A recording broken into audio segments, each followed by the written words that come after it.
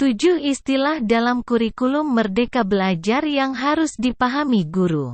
Pergantian kurikulum ini tentunya membuat guru, siswa, bahkan orang tua merasa bingung. Apalagi dengan istilah-istilah baru yang muncul pada kurikulum Merdeka Belajar. Lantas, apa saja istilah dalam kurikulum Merdeka Belajar yang perlu dipahami? Berikut ulasan selengkapnya. 1. Capaian pembelajaran, CP.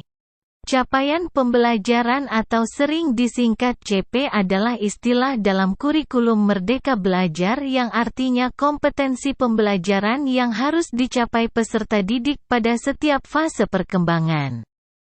2. Alur tujuan pembelajaran, ATP.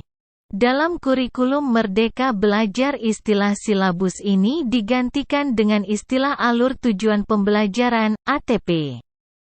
Alur tujuan pembelajaran, ATP, adalah rangkaian tujuan pembelajaran yang tersusun secara sistematis dan logis di dalam fase secara utuh dan menurut urutan pembelajaran sejak awal hingga akhir suatu fase. 3. Modul ajar, MA. Istilah modul ajar dalam kurikulum Merdeka Belajar ini sama dengan istilah RPP, Rencana Pelaksanaan Pembelajaran, dalam kurikulum 2013.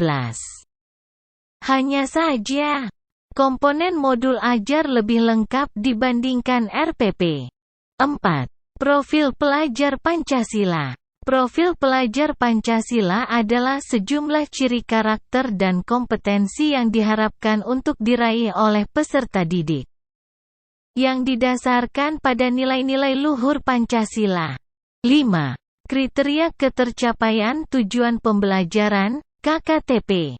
Dalam kurikulum 2013, kriteria ketuntasan belajar siswa ditentukan oleh KKM, kriteria ketuntasan minimal, pada setiap mata pelajaran. Dalam kurikulum Merdeka Belajar istilah ini tidak lagi digunakan dan digantikan dengan kriteria ketercapaian tujuan pembelajaran, KKTP.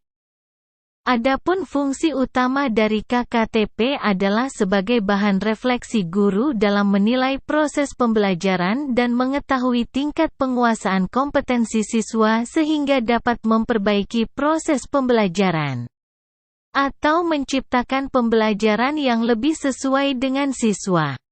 6. Teaching at the right level, TARL. Teaching at the right level, TARL, adalah pendekatan pengajaran yang tidak hanya berpusat pada tingkatan kelas saja, tapi juga kesiapan belajar siswa. 7. Kurikulum operasional di Satuan Pendidikan, KOSP. Kurikulum operasional di Satuan Pendidikan, KOSP, adalah istilah dalam kurikulum Merdeka Belajar yang memuat seluruh rencana proses belajar yang diselenggarakan di satuan pendidikan sebagai pedoman seluruh penyelenggaraan pembelajaran. Istilah KOSP ini sama saja dengan istilah KTSP, kurikulum tingkat satuan pendidikan.